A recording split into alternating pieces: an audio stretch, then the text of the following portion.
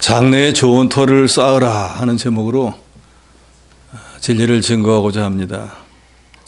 유비무환이라고 하는 말이 있습니다. 미리미리 뭘 준비해 놓으면은 나중에 환란이 오더라도 걱정이 없다, 그런 말이죠. 여기 19절에 보면 이것이 장래 자기를 위하여 좋은 터를 쌓아 참된 생명을 취하는 것이니라 그랬는데, 공동번역은 이렇게 번역을 했습니다. 자신들의 미래를 위하여 든든한 기초를 쌓아 참된 생명을 얻을 수 있게 하라고 이르시오라 그랬습니다. 영어 성경 NIV는 이렇게 하여 그들을 장래 자신들을 위한 하나의 견고한 기초로서 보화를 쌓게 될 것이다 그랬습니다. 우리가 이 땅에 머무는 동안에 어떻게 장래를 위해서 터를 준비하느냐에 따라서 이제 이 세상의 육신의 삶을 마치고 나면 저나 여러분이 하나님께서 우리를 위해서 예비한 거기에 가서 우리가 얼마나 터를 다 잘 닦아 넣느냐에 따라서 좋은 집을 지을 수도 있고 큰 집을 지을 수도 있고, 그러므로 그 하늘나라의 주인 되시는 하나님으로부터 잘했다 칭찬을 받을 수도 있고, 우리보다 먼저 앞서간 신앙의 선진들로부터도 야, 이렇게 잘 만들어 가지고 왔네, 터를 잘 닦아놨네 하고 부러움을 살 수도 있을 것입니다. 그러나 만약에 그러한 것을 기억지 못하고 그저 이 세상에서만 잘 먹고 잘 살다가 천국 가면 그만이지라고 생각하고 장래를 준비하지 못했다고 하면은 한 달란트 받은 사람처럼 책망을 받고 부끄러움을 당할지도 모릅니다. 오늘 본문은 우리에게 다른 사람을 위해서가 아니라 자기를 위해서 장래에 좋은 터를 쌓으라 그랬습니다. 우리의 삶은 한 세대를 넘기지 못합니다. 아무리 오래 살아도 100살 뭐 조금 살면은 이 세상 떠나게 돼 있습니다. 우리의 본향은 우리가 지금 발을 딛고 사는 이곳이 아니고 우리의 시민권은 하늘에 있기 때문에 우리는 이제 그 나라에 가서 영원한 생명, 영생을 누리게 돼 있습니다. 근데 지금 이 땅에 있을 동안에 어떻게 터를 닦아 놓느냐에 따라서 그 영원한 생명이 어떻게 사느냐가 결정이 되어지는 거예요. 하나님 오늘 우리에게 말합니다. 우리 자신을 위해서 장래에 좋은 터를 쌓아라. 그럼 어떻게 해야지 좋은 터를 쌓을 수 있는가? 본문은 오늘 우리에게 두 가지로 교훈을 하고 있습니다. 첫째는 하나님께 소망을 두라는 것입니다. 한번 따라해 보시기 바랍니다. 하나님께 소망을 두라. 이 말은 17절에 분명히 나오지만 하나님께 소망을 둔다고 하는 거, 우리 마음이 하나이기 때문에 한쪽에 마음을 두면 다른 쪽으로 갈 수가 없어요. 즉 하나님께 소망을 둔다는 건 세상에 소망을 두지 말라는 거예요. 그래서 우리가 많이 들은 얘기지만 이 세상을 장망성이라고 하지 않습니까? 장차 망할 성이다 그 말이에요. 왜냐? 예수님께서 다시 오셔서 이 세상을 심판하면은 이 세상은 완전히 없어져 버립니다. 망해버릴 성이에요. 그러니까 이 망할 것에다가 아무리 많이 쌓아 놓아봐야 헛거예요. 그러니까 장망성과 같은 이 세상에다 뭘 쌓아놓으려고 애쓰지 마시고 마음을 하나님께 두고 정말로 좋은 터를 거기에다 쌓으라는 것입니다. 아이고 예수 믿고 천국 가면 되지, 무슨 좋은 터는 뭐고, 거기 가서 뭐 칭찬을 받으면 뭐 할 거고, 거기 가서 상급을 받으면 뭐 할 거야 라고 생각한다고 하면 안 하셔도 됩니다. 그런다고 하면 우리가 이 세상 살아갈 때 너무 편하지 않겠어요? 자녀들 보고 공부 열심히 하라 할 필요 뭐 있어요? 다 먹고 살게 돼 있는데 남보다 더 뛰어나면 뭐예요? 더 높은 자리 보러 가면 뭐 하겠습니까? 그냥 대충 살면 되지. 근데 실제는 안 그렇지 않습니까? 남보다 더 앞서고 싶고 더 높은 자리에 올라가고 싶고 인정받고 싶고, 그게 다 인간 아닙니까? 그러면 하늘나라에 가서 이 100년간은 비교도 안 되는 영원한 삶을 살 때 거기서 부러움을 받고 거기서 칭찬을 받고 하면 좋지 않겠습니까? 저도 그런 삶을 동경하고 여러분도 그렇게 되시길 원합니다. 이 땅에서는 우리가 무슨 뭐 힘도 없고 줄도 없고 뭐 배경도 없고 뭐가 없어서 출세하지 못할지 몰라도 우리가 하늘나라에서는 출세할 수 있습니다. 터를 잘 닦아 놓으시면 됩니다. 그러려면은 정말로 우리가 가서 살아야 될 곳이 그곳이니까 거기에 마음을 두고 살아야 된다 그 말이에요. 저도 집이 없지만 집 없는 사람이 집을 얻으려고 하면은 집을 자기 것으로 만들려면 어떡합니까? 먹을 거 입을 거 안 써가면서 절약하지 않습니까? 그래서 그 집을 사기 위해 가지고 부탁한 애를 쓰잖아요. 그런 노력과 수고가 있으니까 나중에 집이라도 한 채 자기 것이 되는 것이지, 쓸 거 다 쓰고 먹을 거 다 먹고 그렇게는 절대로 되는 법이 없습니다. 천국의 삶도 마찬가지. 지금 준비하지 않으면 절대로 그 세상에 가서는 어떻게 할 수가 없어요.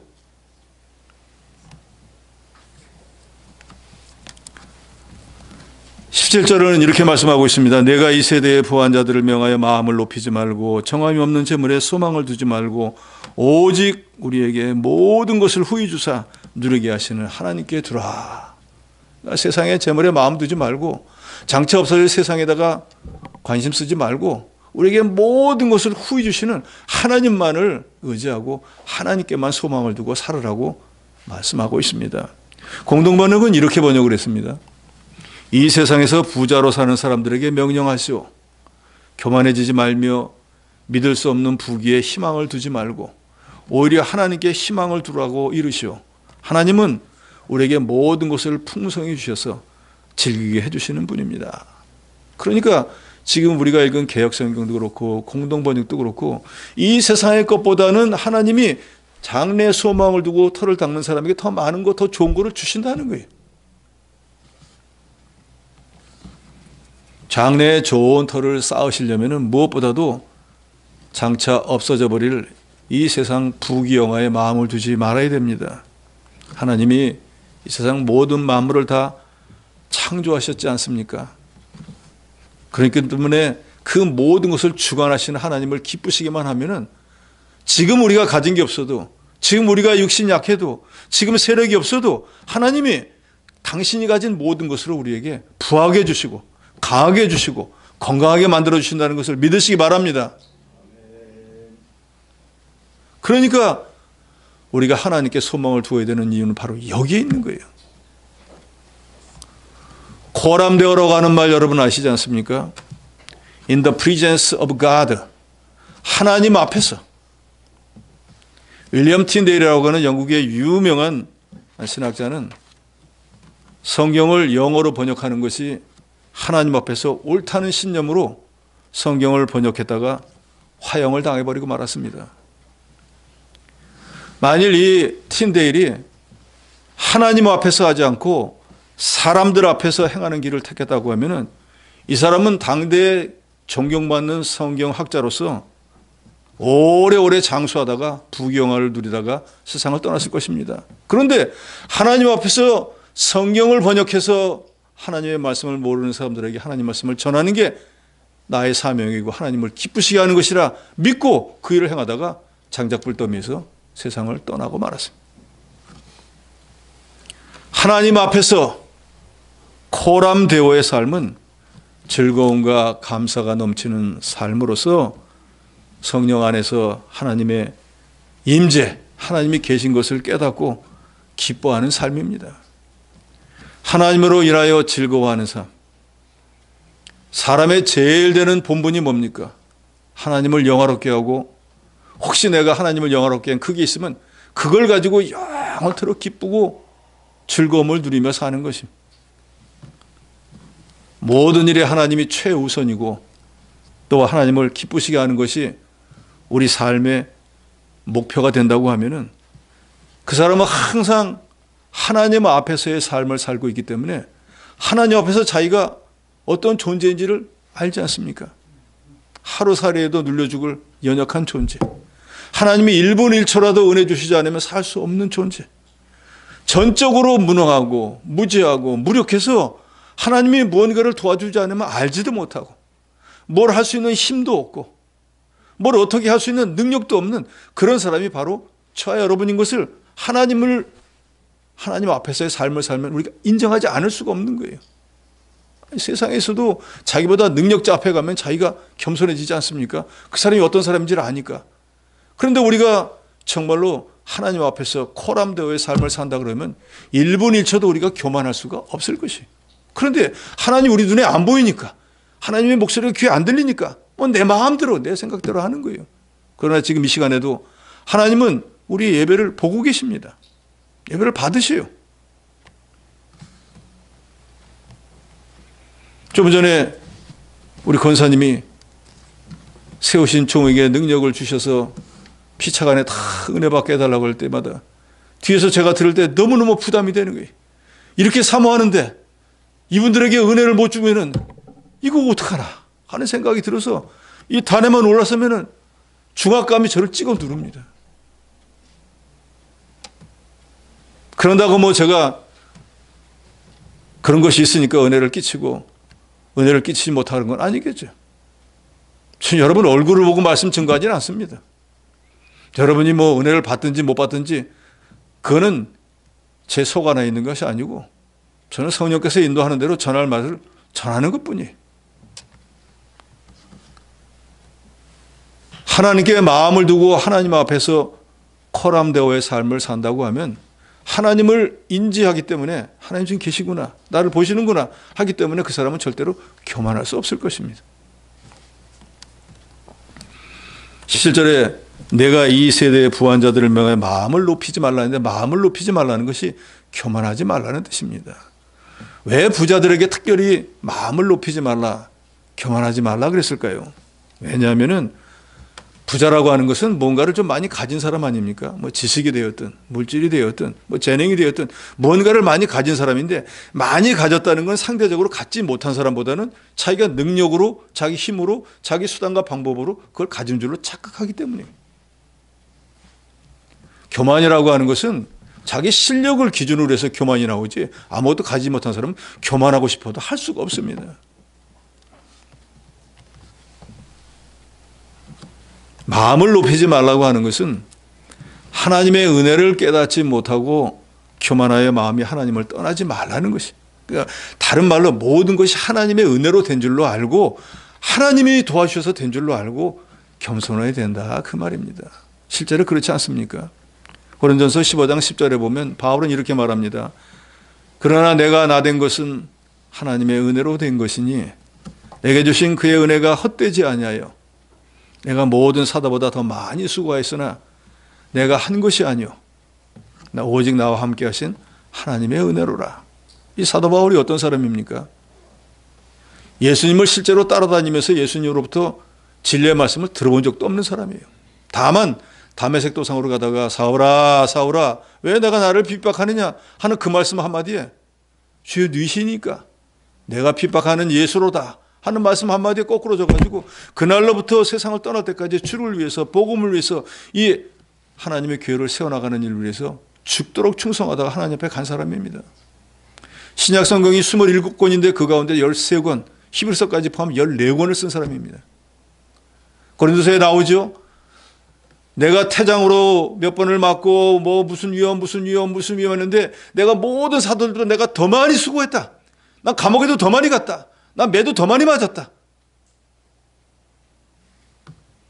그렇게 주를 위해서 복음을 위해서 자기를 구원해준 예수 그리스도를 위해서 엄청난 고생을 했던 수고를 했던 사람이 바로 사도 바울입니다. 그런데 이 사람 뭐라고 합니까? 나의 나된 것은 하나님의 은혜로 된 거예요. 하나님이 내게 은혜를 주셨는데 내가 이 하나님이 내게 주신 은혜를 그냥 헛되이 버리지 않으려고 어떻게든지 은혜를 좀 갚으려고 애를 썼더니 하나님께서 내 수고를 헛되지 않은 곳으로 돌아가서 이런 여러 가지 일들을 이룰 수 있도록 해주셨는데 이게 내가 한 것이 아니요 나하고 같이 계셔서 늘 도와주신 하나님의 은혜로 된 것이라. 하나님께 영광을 돌렸습니다. 예수님이 어떤 제자보다도 더 많이 일하고 더 많이 고난당하고 더 주님을 기쁘시게 했던 바울이었지만 그 모든 것들도 자기 힘과 능력으로 한 것이 아니고 도우심으로 하나님의 은혜로 되었다고 고백을 했는데 하물며 이 시대를 살아가는 저와 여러분은 어떻겠습니까? 그러니까 무언가 스스로 된 줄 알고 아이고 나도 이 정도면 됐다라고 하는 사람은 그때부터 넘어지기 시작하는 거고 그게 자기가 속는 것이고 그게 바로 교만인 것입니다. 이제 한 5월달 되면 이제 벼 심지 않습니까? 벼 심어 놓으면은 세월이 한참 지나가서 한 10월달 되면은 알곡이 맺히지 않습니까? 그러면 알곡이 많이 들었나 안 들었나 그 표 간단히 알 수 있지 않습니까? 땅바닥으로 머리를 많이 수그리면 수그렸을 것처럼 그것이 알곡이 많이 들은 거예요. 바짝 들고 있는 거 들은 게 없는 거예요. 우리도 정말로 오랫동안 예수를 믿고 직분이 높아지고 하나님을 아는 면이 많다고 하면은 그 알곡처럼 만들어졌으니까 겸손해질 수밖에 없다 그 말이에요. 여전히 말만 하고 행동은 없고 남이 어떻다 하는 사람은 만들어지지 못한 거예요. 여러분들도 경험하지 않습니까? 정말로 주일에 충성하는 사람 말할 시간이 없어요. 할 일 없는 사람들이 말하고 있습니다.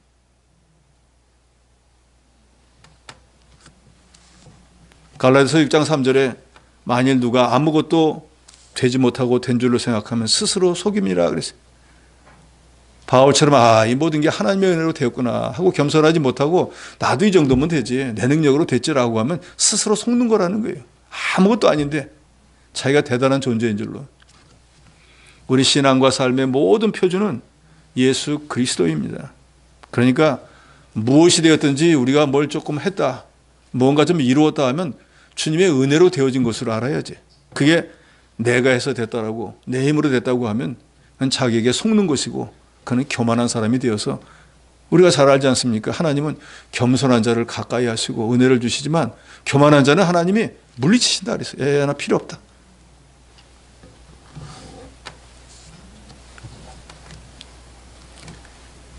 더더욱이 잠언 11장 2절에 보면은 교만이 오면 욕도 오거니와 겸손한 자에게는 지혜가 있느니라 그랬습니다. 문제는 교만해도 실력이 있으니까 교만하겠죠. 문제는 교만하면은 욕이 따라온다는 거예요. 교만의 대가를 꼭 치르게 된다는 거예요. 그런데 겸손하면은 자기를 낮춰서 겸손한 사람에게는 지혜가 있을 뿐더러 하나님께서 은혜를 더욱더 주신다 그랬어요. 우리가 하나님의 은혜로 1분 1초 살아가지 않습니까? 그러니까 우리가 낮추면 낮출수록 하나님 은혜를 더 주시니까 우리가 더 평안한 삶, 더 형통한 삶을 살 수 있게 되는 것이죠. 근데 그걸 깨닫지 못하고 교만하면 이내 하나님께 버림을 받게 된다니까요. 욕을 당하게 된다니까요. 그래서 잠언 18장 12절에 사람의 마음의 교만은 멸망의 선봉이요 겸손은 존귀의 길잡이니라. 옛날 개혁성경에는 앞잡이니라 그랬지 않습니까? 그러니까 교만과 겸손은 정반대 길을 가게 돼 있어요. 교만하면은 망하는데 제일 앞장서서 망해버리고, 겸손한 사람은 존귀하겠는데 하나님이 높여주신다 했습니다. 사울이 겸손할 때는 하나님이 그 사울을 비록 베냐민 지파 제일 약한 지파지만 세워가지고 이스라엘 12지파의 왕으로 세워주었지 않습니까? 그런데 얼마 지나서 하나님도 필요 없어, 난 군대에 있는데 뭐 하고 선지자가 말을 해도 안 듣고 자기 고집대로 하니까 하나님께 버림을 받아버리지 않습니까? 그래서 그 사람이 살아온 인생을 다윗과 비교해 보면 다윗도 40년 왕, 사울도 40년, 똑같이 왕이 40년을 있었어요. 근데 교만했던 사울은 왕되고 불과 몇 년 지나지 않고서부터 계속해서 주변 여러 나라의 침공을 받아가지고 날마다 전쟁하느라고 끝도 없었어요. 그러다가 제일 마지막에는 길보아산에서 블레셋과 전쟁하다가 자기 세 아들을 먼저 죽고 자기도 죽을 위기에 놓이니까 대적들의 손에 부끄러운 죽음을 당하느니 내가 죽어야겠다 자살해버리고 말았어요. 그날 사울의 집안은 멸망을 당해버리고 말았습니다. 좀 전에 제가 읽어드린 성경에 뭐라고 했습니까? 교만은 멸망의 선봉이라고 했지 않습니까? 그 말 그대로 응해버렸어요. 그런데 똑같이 40년 왕을 했던 다윗은 어떻게 되었는가? 역대상에 보면 이렇게 말합니다. 다윗이 오래오래 늙도록 부귀하다가 세상을 떠났다고 되어 있어요. 이 사람은 정반대예요. 대적에게 의롭고, 사울은 대적에게 늘 침공을 당하고 괴로움을 당하다가 대적에 의해서 세상을 떠나는데 다윗은 왕이 오르고 난 뒤 얼마 안 됐고 주변 모든 나라를 다 정복해버립니다. 그리고 조공을 받아요. 거꾸로 돼버렸어요. 겸손한 자에게 은혜를 주신다는 게 바로 이런 거예요. 똑같은 대적에게 40년을 고통을 당한 사람이 있는데 어떤 사람은 40년 동안 그 사람을 다스리고 그 사람들로부터 조공을 받고 사는 거예요. 이게 바로 은혜를 주신다는 뜻이에요. 여러분 어떤 삶을 살고 싶습니까? 반짝 잘 나가다가 망하고 싶습니까? 아니면 영원토록 존귀한 삶을 살고 싶으십니까? 그런다면 여러분 겸손해지셔야 됩니다. 낮아지셔야 돼요. 섬기는 삶을 사셔야 됩니다. 그러려면은 정함이 없는 재물에 소망을 두지 말라 그랬어요. 사람들이 싸우고 다투는 이유는 뭘까요? 99%는 이것 때문이잖아요. 아버지와 자식이 이것 때문에 싸우고, 부부가 이것 때문에 싸우고, 친구도 이것 때문에 이 갈리고, 교인들도 싸우다 보면 나중엔 다 재물 문제 아니에요. 아무리 지식적으로 세상에 올 때 아무것도 가지고 온 것이 없을 때 우리가 그저 먹을 것과 입을 것이 있으면 족한 줄 여기라면 그건 지식적인 얘기예요. 그러나 그걸 지식적으로만 여기시지 말고 여러분이 삶에 적용을 시키시기 바랍니다. 우리 집사람은 저한테 요새 날마다 그 얘기예요. 나이가 점점 먹으면 말은 줄이고 주머니를 여시오. 그리고 주머니가 뭐 남은 게 없어요. 그런데 남은 게 없으면 없을수록 자녀들이 좋아해요. 우리 집사람이 좋아해요. 그러니까 지갑은 맨 바람소리밖에 안 나요. 들어왔다 하면은 우리 집사람은 계산을 다 해놓나 봐. 저건 며칠 어디까지 쓰면 된다. 그래도 즐거운 마음으로 씁니다. 베푸세요. 이 세상에다가 쌓으려고 하지 말고 하늘나라에다가 쌓으세요. 지식으로만 아는 거는 믿음의 절반밖에 안 되십니다. 그걸 행위로 옮길 때 그게 내 믿음이 되는 것입니다. 너는 그렇게 하냐? 하고 있습니다. 그래서 제가 여러분에게 말씀드리는 거예요. 베푸는 삶을 사세요. 제가 여러분에게 대접 안 한다고 여러분이 저한테 뭐라고 하지 못하실 거 아니잖아요. 그러나 저는 깨달은 게 있으니까 여러분들에게도 대접도 하는 거예요. 그거 무슨 의무라고 생각지 않습니다. 마땅히 할 수 있으면 해야죠. 제 사회 목사에게도 제가 가르칩니다. 목사라고 대접받으려고 하면 안 된다. 예수님께서 분명히 말씀했지 않냐? 서로 사랑해라. 서로 대접하라고 그랬지. 목사는 일방적으로 대접받으러 한 적이 없다. 그런 권위의식 가지면 안 된다. 말씀의 권위는 있어야 되지만 모든 것은 똑같이 능력 있으면 다 대접하고 해라. 목사들끼리 모여있을 때 주저주저하고 신발끈 메고 있으면 가서 먼저 결제해라. 바보 소리를 듣더라도.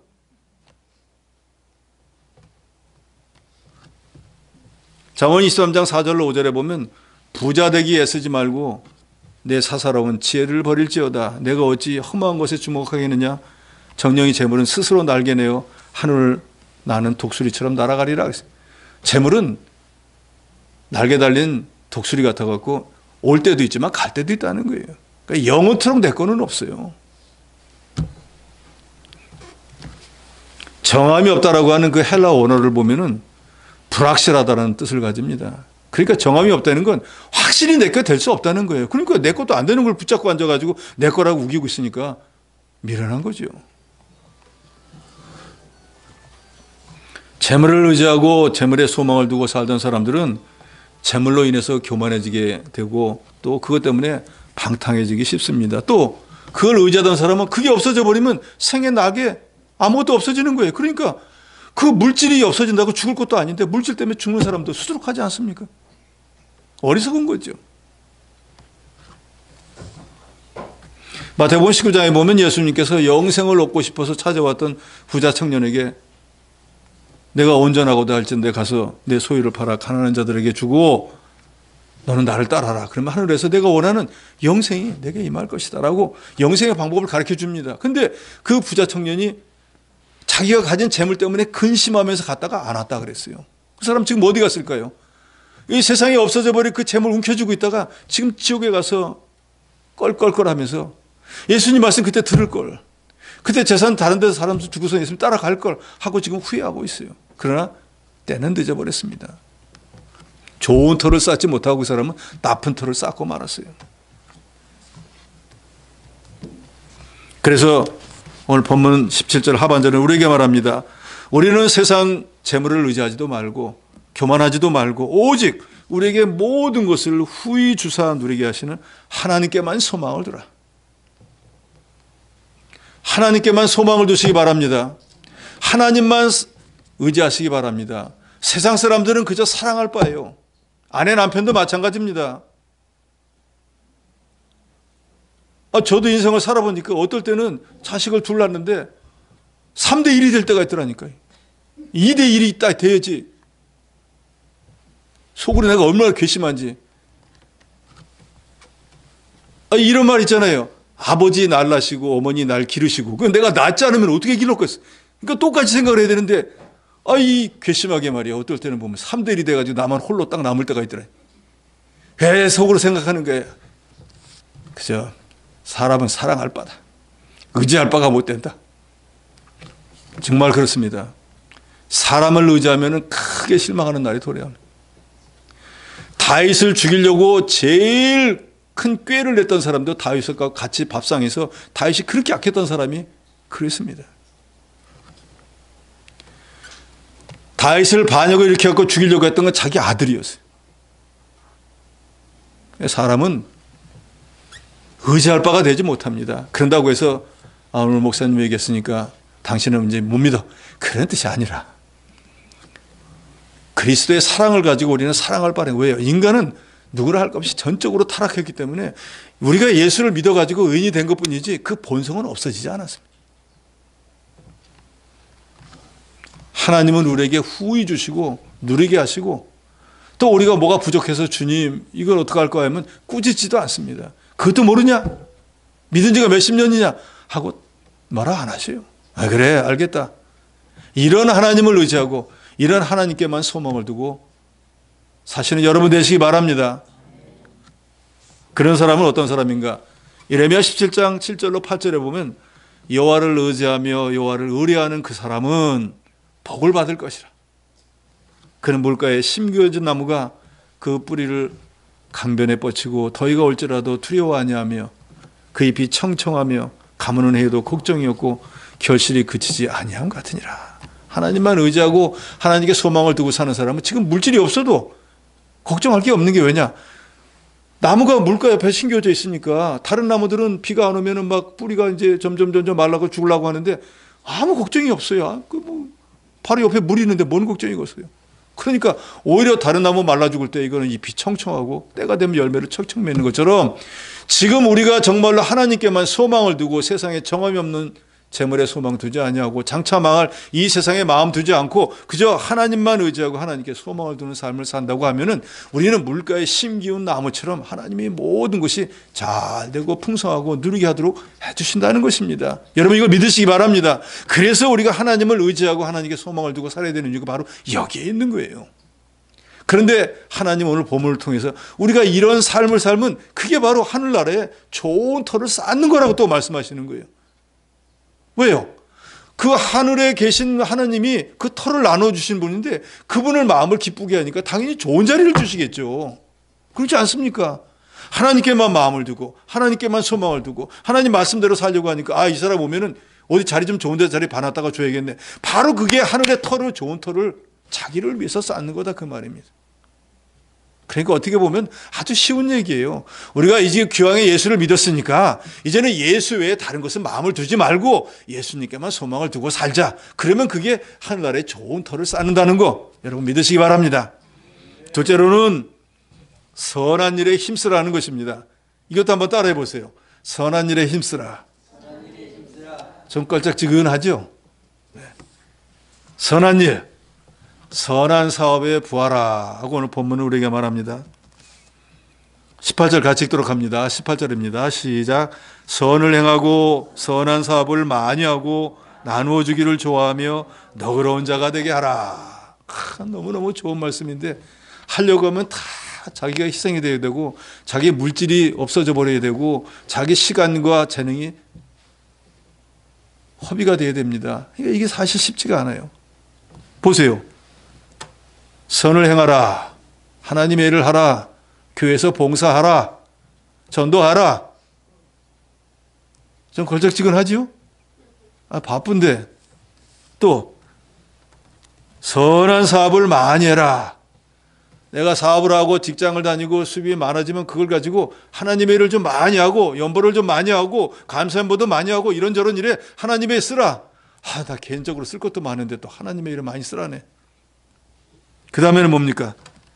나누어 주기를 좋아하라. 내 걸 어떻게 나눠줘? 나는 냉장고에 썩어서 내버려도 남은 절대로 못 줘. 그런 사람도 있잖아요. 나누어 주기를 좋아하는 사람이 되어야 됩니다. 우리 믿는 사람은 나누어 주기를 좋아해야 됩니다. 아멘 안 하시는 거 보니까 별로 마음에 안 드는 얘기인 거 제가 압니다. 내 것을 남에게 준다는 거 정말로 그 사람을 사랑하지 않으면 절대로 못 줍니다. 맞습니까? 미운 사람에게 줍니까? 미운 사람에게 뭘 주나요? 떡은 주죠. 미운 사람에게 떡 주라 그랬잖아요. 정말로 미운 사람에게 자기가 귀 여기는 걸 줘보세요. 그럼 그 사람이 뭐라고 생각할 거예요? 이 사람 이제 치매 걸리려나? 왜 이걸 나한테 갖고 와? 이렇게 생각할까요? 이 사람 오늘 정신 이상해졌나? 그렇게 생각할까요? 어떻게 생각할 것입니까? 근데 그게 한 번이 아니고 계속 그러면 어떡할까요? 예? 이 사람이 진짜 이상해졌네. 사람이 갑자기 바뀌면 어떻게 된다는데 이제 가까웠나? 이렇게 생각 듭니까? 아니겠죠. 이 사람이 왜 그럴까? 이럴 사람이 아닌데. 로마서에 보면은 원수가 줄이면 먹이고, 그죠? 목마르면 마시오라. 그래서 머리 위에다 숯불을 올려놓으라 그랬습니다. 머리 위에다 숯불을 올려놨습니다. 그럼 어떻게 될까요? 아, 뜨거워서 참 좋다. 머리가 다 타들어 있어 봐야지. 그런 사람 있을까요? 어떻게 할까요? 머리가 뜨거우면. 예? 어떡합니까? 예? 누가 와서 내 머리 불 좀 꺼줘 그래요? 어떡합니까? 아, 뜨거워하고 머리 흔들지 않겠어요? 수그리는 날이 있다 그 말이에요. 베풀면은 수그리는 날이 있다니까요. 내가 수그리는 게 아니라 상대방이 수그리는 날이 있다 그 말이에요. 아, 나한테 이 사람 인사도 안 해. 하지 말고 먼저 인사해 보세요. 아이고, 집사님 오셨습니다.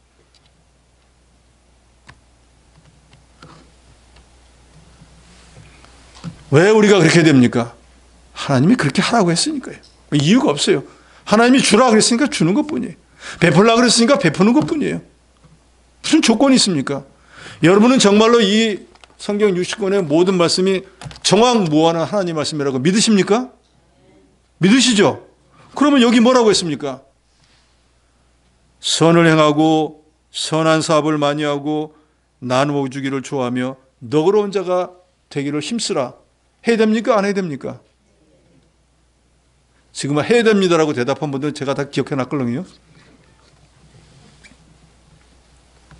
해야 됩니다. 불신자들이 안 하는 건 우리가 상관이 없는데 우리는 그래도 그리스도의 사랑으로 구원받은 사람 아닙니까? 주님이 우리 개인 개인을 다 만드셨지만 우리의 개인 개인의 모든 것도 다 아셔요. 내가 어떤 인간인지, 이 사람 정말로 구원받을 만한 가능성, 가치가 있나? 다 아셔요. 저는 제 개인적으로 생각할 때 구원받을 만한 가치가 별로 없다고 생각합니다. 그런데도 주께서 저를 구원하시고 저를 또 영혼의 목자로 삼으셔서 이 생명을 살려나가는 일을 맡긴 게 이게 너무너무 감사해요. 무로도 갚을 수가 없어요. 그래서 이 일에 저는 최선을 다, 마땅히 최선 다해야 되겠죠. 그래서 저는 2시 반이면 예배당 와요. 수요일날 7시 반 예배인데 저는 2시면 예배당 온다고요. 와서 졸지언정 여기 앉아서 졸아요. 기도처가 없으면 강대상에서 그냥 잡니다. 그러면 하나님 앞에 좀 미안한 것 같아서. 은혜를 얼마나 끼치느냐 그건 모르겠어요. 저는 맡긴 사명만 감당하면 되니까. 그러나 내가 맡은 사명을 위해서는 저는 제 자신이 스스로 구원받지도 못할 인간인데 어떻게 이렇게 여러분을 가르칠 수 있는 위치에 하나님이 세워줬는가. 그게 너무 고마워서 일하는 것뿐이에요. 왜요? 하나님이 하라고 했으니까요. 우리가 정말로 이 성경을 하나님의 무한 말씀이라고 믿으면 여기 하나님 말씀한 걸 그대로 하면 되는 거예요. 어려울 게 없습니다. 신앙생활 아주 간단해요. 성경에 하라고 하면 되고 하지 말라고 하면 안 하면 되는 것뿐이에요. 뭐 복잡할 게 없습니다. 그걸 중간으로 하지 말라는 걸 해볼까? 하라는 걸 안 해볼까? 하니까 막 머리도 아프고 문제가 생기는 거예요. 간단합니다.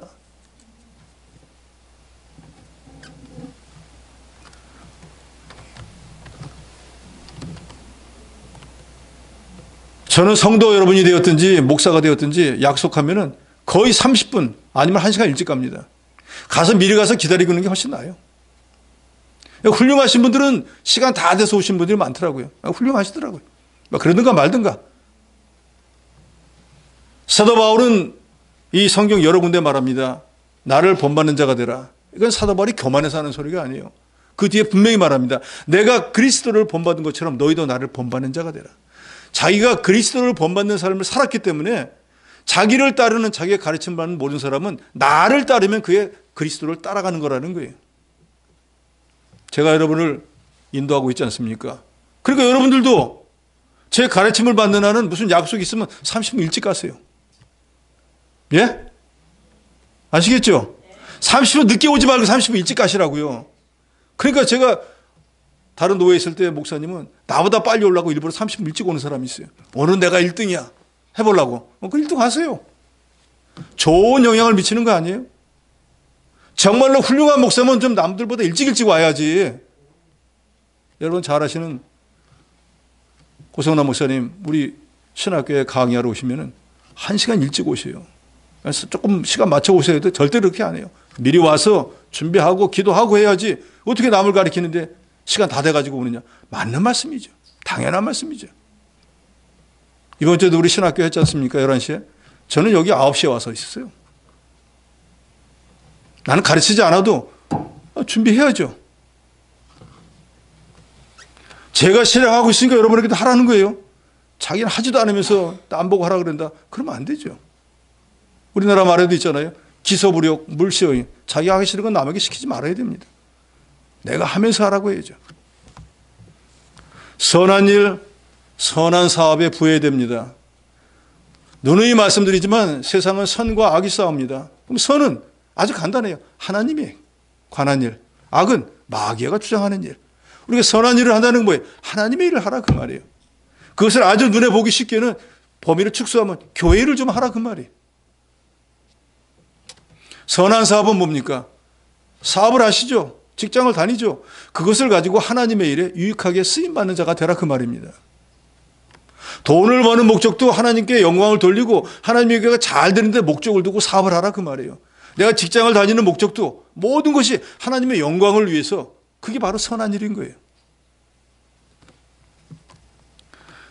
그래서 현대어 성경은 18절을 이렇게 번역했습니다. 착한 일에 돈을 쓰도록 가르치시오. 자기가 가진 것은 모두 하나님께서 주신 것이라는 것을 깨달아 언제든지 다른 사람과 기쁘게 나눌 수 있는 마음의 자세를 가질 때 그들은 참된 부자가 되고 가난한 사람들에게 기쁜 마음으로 줄 수 있게 되는 것입니다. 여러분 얼마 전에 미국의 아인슈타인 대학이라고 하는 의과 대학에 93세 된 이사장이 1조 3천을 희사한 얘기 들으셨죠? 남편이 물려준 재산을 어디에 쓰면 좋을까 자녀들하고 상의했더니 우리 학교에 다니는 모든 애들을 등록금을 졸업하고 나면은 보통 7천만 원, 8천만 원 빚을 지는데 이 아들을 무료로 공부시켜주자. 그때 온 자녀들이 그렇게 하세요. 해갖고 개인이 희사한 존에서 전 세계에서 처음이래 1조 3천을 그 학교에다 기증을 했습니다. 그 학생들은 들어가는 날로부터 학비 없이 풀 스칼라십을 받아가지고 전액 장학금으로 돈 걱정 없이 공부를 하는 거예요. 그게 바로 선한 사업에 쓰는 거예요. 모든 사람에게 선한 일을 하고 선한 사업에 부하고 나눠주기를 좋아하고 동정하는 자가 되면 이 세상 어디서든지 그런 사람들은 존경하고 사랑합니다. 제가 지금 말씀드린 그 사람 난 본 적도 없는 사람인데도 듣기만 해도 너무너무 훌륭한 일을 했잖아요.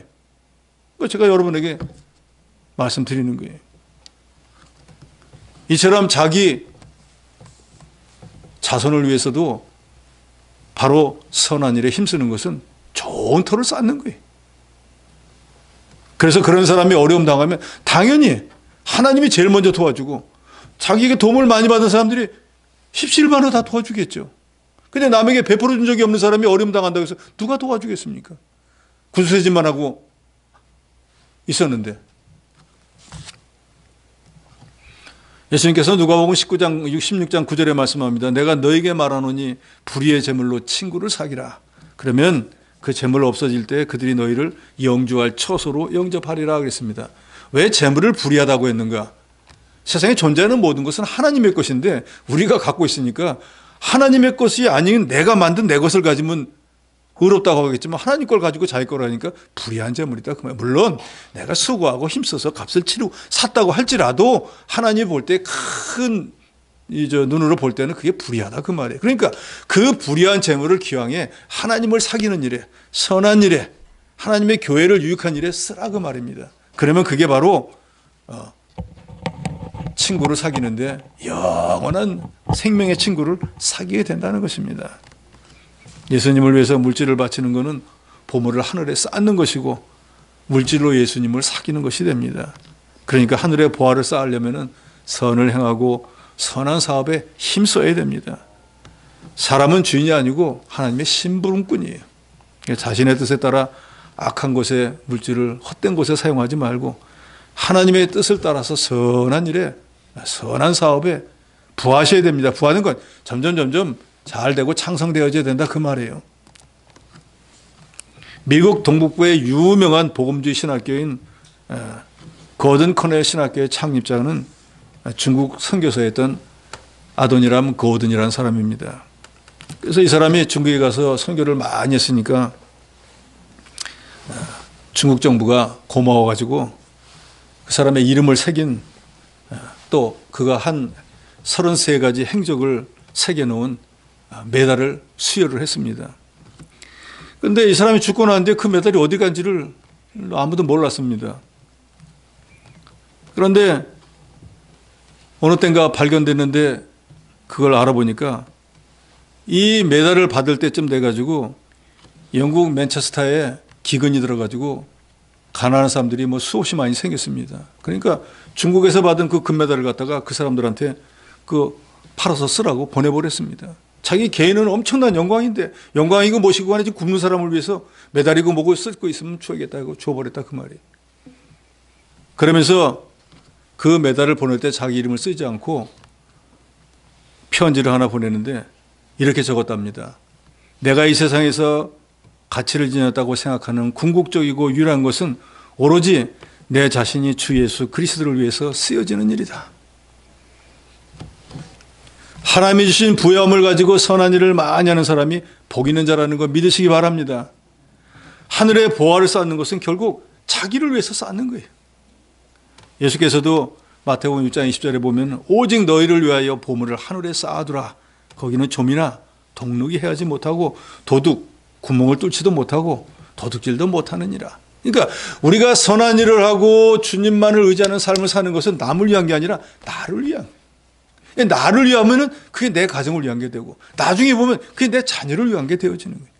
그리고 내가 이 세상을 떠나고 나서 보니까 나를 위해서 아주 좋은 터를 쌓은 결과가 되더라 그 말입니다. 좋은 터를 쌓으라는 것은 반석과 같이 든든한 곳에 집을 건축하라 하는 말과도 같습니다. 기초가 튼튼하면 뭐 어떤 일이 일어나도 그 집이 염려가 없겠죠. 우리가 세상에서 소중하게 여기는 것들 재물이나 시간이나 뭐 재능이나 무엇이 됐든지 하나님과 하나님의 나라를 확장하는 일에 사용을 해야 됩니다. 그것은 우리 보물을 하늘에 안전하게 쌓아놓는 것입니다. 옛날에 어떤 도시에 모노바즈라고 하는 왕이 있었습니다. 왕의 이름이 모노바즈예요. 이 사람은 유대교로 개종하고 자기가 물려받은 모든 재산을 가난한 사람들에게 다 나눠줬습니다. 그래서 사람들이 와가지고 아니 당신도 먹고 살아야지 그 당신 재산을 쌓은 사람 다 나눠줘 버리면 어떻게 하고 물으니까 이 모노바즈라고 하는 사람이 이렇게 말합니다. 조상들은 땅의 것을 위해 저축했지만 나는 하늘의 것을 위해 저축하기를 원했기 때문이다. 나의 조상들은 이자가 없는 일을 위해서 저축했지만 나는 이자를 많이 받을 수 있는 일을 위해서 저축했다. 우리 조상들은 남을 위해서 저축했지만 나는 나를 위해서 저축하기를 원했기 때문이다. 우리가 하나님 나라를 위해서 하늘에 쌓은 봉화는 영원히 우리 것이 되는 거지 남의 것이 되는 게 아닙니다. 예수님은 지극히 어린 소자한테 냉수 한 그릇 공개한 것도 잊지 않고 기억해 놓으셨다가 나는 모르는데도 이거 나를 위해서 한 거야 하고 주께서 기억해 놓고 칭찬도 주시고 상급도 주시지 않았습니까? 그러니까 이제 우리는 어떤 사람이 되야 되는가? 나눠주기를 좋아하고 너그러운 자가 되어야 된다 그랬습니다. 나눠주기를 좋아하는 사람. 잠언 19장 17절에 보면 가난한 자를 불쌍히 여기는 거 여호와께 구워드리는 것이라 그랬습니다. 내가 가난한 자를 불쌍히 여겨가지고 내 것은 뭘 줍니다. 옷을 주든지 뭐 물질을 주든지 뭘 줍니다. 그러면 하나님은 그걸 어떻게 했냐면 하나님 앞에 하나님이 꾼 거로 생각한다는 거예요. 그 하나님이 인간한테 꿨으니까 얼마나 마음이 불편하시겠어요. 그러니까 갚아주신다 그 말이에요. 그러나 우리가 누구에게 줬으니까 다시 받기 위해서 하는 건 그건 죄인들도 하는 거라 그랬어요. 내가 있으니까 난 두 벌 있으니까 한 벌 없어도 되니까 주는 거예요. 저 사람 저거 없으면 얼마나 불편할까. 내가 좀 배운 게 있어요. 저 사람 지금 모르고 있으니까 얼마나 답답할까. 가르쳐 주는 거예요. 별거 아닙니다. 그런 삶을 사는 사람은 시편 37편 25절에 이렇게 된다고 했습니다. 내가 어려서부터 늙기까지 의인이 버림을 당하거나 그 자손이 걸식함을 보지 못했도다.